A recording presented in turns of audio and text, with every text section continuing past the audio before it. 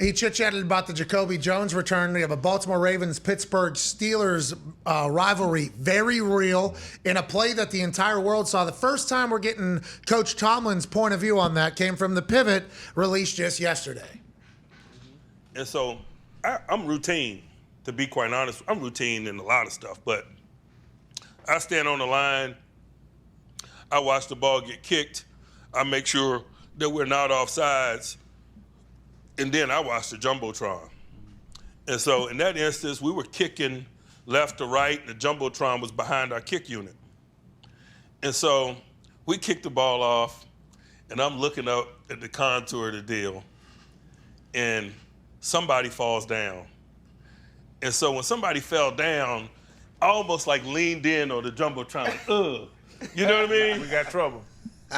And then I saw a double team block, and I said, "Oh no!" And so I'm walking at the Jumbotron like I'm in your house watching TV, like I'm watching a horror movie. Like, oh no, oh that's bad. Okay. What people don't talk about is the stuff that on the Jumbotron is backwards. Mm-hmm. It's flipped. And so I'm watching the Jumbotron. On the Jumbotron, it looks like he's running up the right sideline, but actually he's coming up our sideline. And so I'm processing it. I'm serious. Once the ball got kicked, I'm locked in on the Jumbotron. I'm watching the structure of it break down, and it has got my attention. And I'm looking at, oh man, I'm walking at it and I'm looking. And in my mind, I'm thinking, he's going up their sideline because the Jumbotron picture is backwards. I didn't realize I was in danger, man, until I saw myself on the Jumbotron. And dude, no joke. I saw myself on the Jumbotron.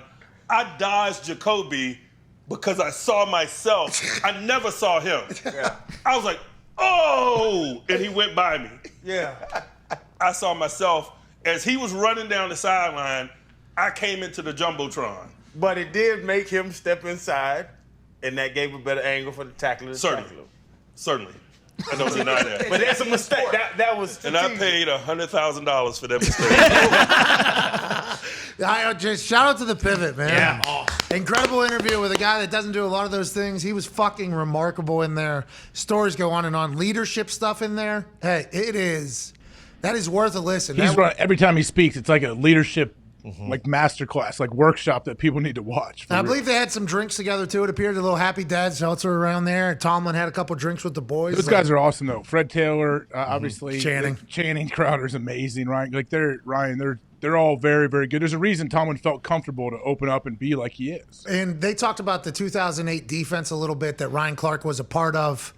And a little bit of punting there with Mitch Berger. We were doing business with Mitch Berger at the time, which was a hilarious way to describe having like a punter that is filling in for somebody. He said Mitch knew it was his last rodeo. We knew it was Mitch's last rodeo.